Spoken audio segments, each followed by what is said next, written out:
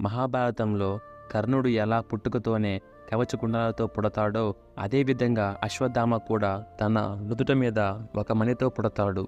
నుదుట అంటే సేమ్ శివుడికి ఎలా మూడవ కన్ను ఉంటుందో అలాగే అశ్వత్థామకి కూడా అక్కడే ఆ మణి ఉంటుంది. ఈ మణి పుట్టుకతోనే అశ్వత్థామకు అజేయతను మరియు అమరత్వాన్ని ఇస్తుంది.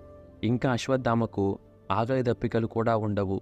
ఎటువంటి మృగాలు కానీ సర్పాలు కానీ రాక్షసులు కానీ అశ్వత్థామాని ఏమీ చేయలేరు. ద్రోణాచార్యునికి కొడుకు అశ్వత్థామ అంటే అమితమైన ప్రేమ.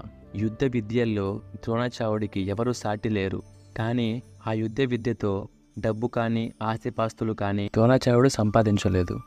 దాంతో అశ్వత్థామ చిన్నతనం పేదరికంలో గడుస్తూ వచ్చింది. కనీసం అశ్వత్థామకి పాలు తాగేందుకు కూడా ద్రోణాచార్యుని వద్ద డబ్బు లేదు. దాంతో ద్రోణాచార్యుడికి చాలా బాధ కలుగుతుంది. నెక్స్ట్ వీడియో కోసం మన ఛానల్ని ఫాలో అవ్వండి.